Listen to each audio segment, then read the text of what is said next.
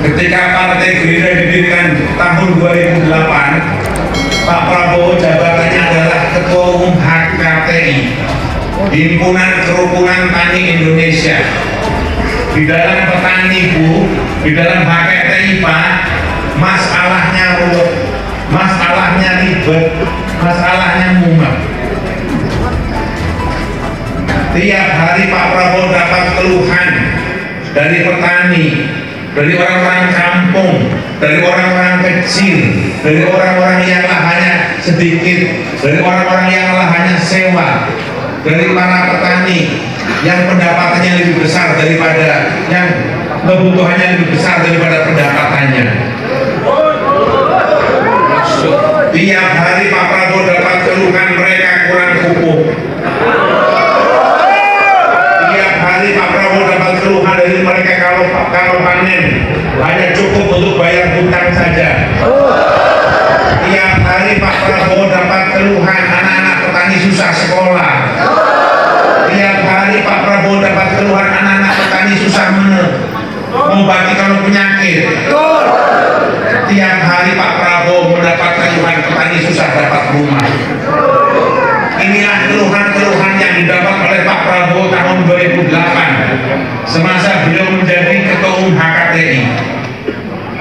Pak Prabowo ketika itu berpikir bagaimana cara membela petani.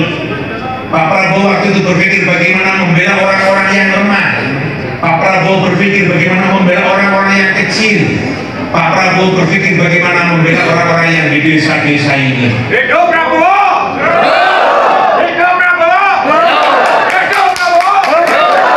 Pak Prabowo temannya presiden. Pak Prabowo temannya wakil presiden.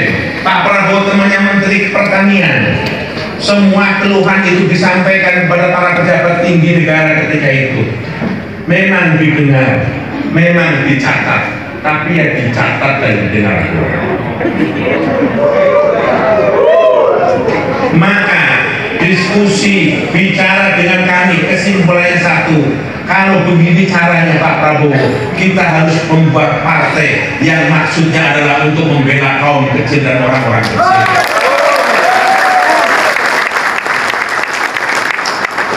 Singkat cerita, berdirilah Partai Gerakan Indonesia Raya Gerindra tanggal 6 Februari 2008. Jadi saudara, sejak awal berdirinya partai ini dimaksudkan untuk membela orang-orang kecil dan orang-orang yang lemah.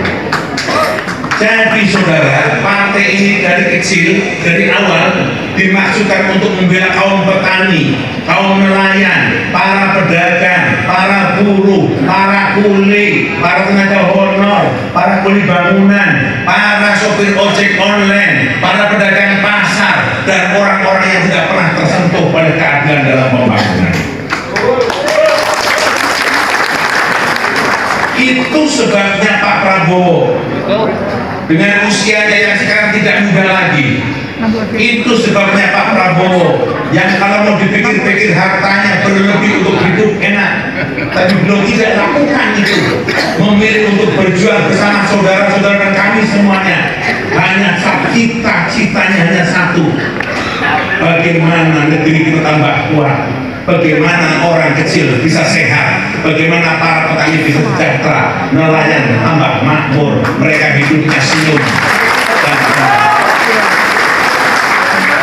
Dan setelah partai berdiri, ternyata tidak cukup partai itu bisa ikut pemilu. Ikut pemilu tidak cukup, partai itu harus dapat suara. Dapat suara tidak cukup, ternyata partai itu harus dapat anggota DPR. Dapat anggota DPR ternyata tidak cukup kalau tidak banyak. Banyaknya kursi ternyata tidak cukup kalau kita tidak punya menteri. Punya menteri pun ternyata tidak cukup kalau kita tidak jadi presiden.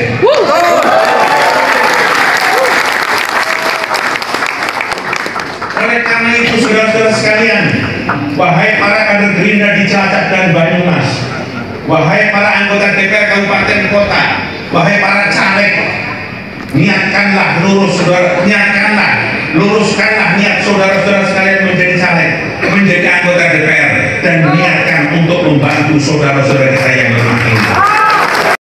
Masalah pangan menjadi serius. Pupuk ada apa? Belanja apa ada? Mahal apa murah? Beras mahal apa murah?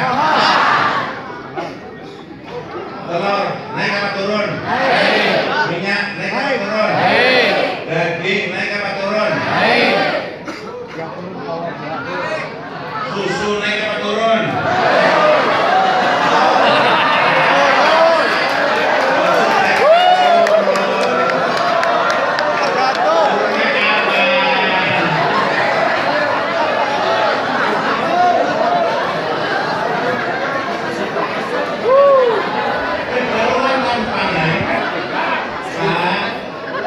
Pertanyaannya adalah Pak Muzani, kenapa pupuk sudah langka mahal? Betul? Pak, pupuk kenapa sudah langka? Barang yang nggak ada tapi mahal. Mas, Mbak, pupuk itu bahan bakunya dari gas.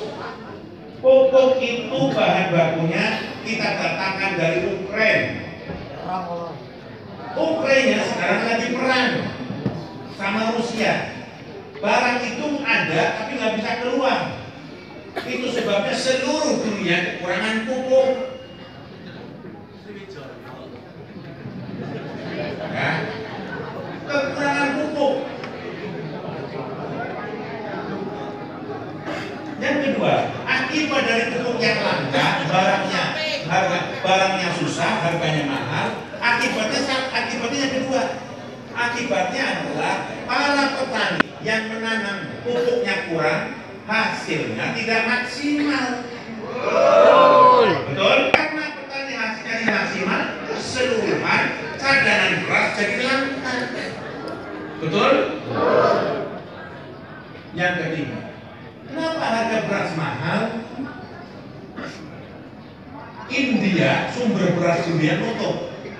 Kenapa India nutup? Karena India mau dipakai untuk kepentingan rakyatnya sendiri. Panen berkurang karena pupuknya kurang. Panen berkurang karena musim kering, airnya nggak ada. Maka harga-harga menjadi naik. Oleh karena itu, saudara-saudara sekalian yang saya hormati, masalah ini telah dengan Pak Prabowo dan beliau punya perhatian bila kita semua berjuang tanggal 14 Februari beliau terpilih, prioritas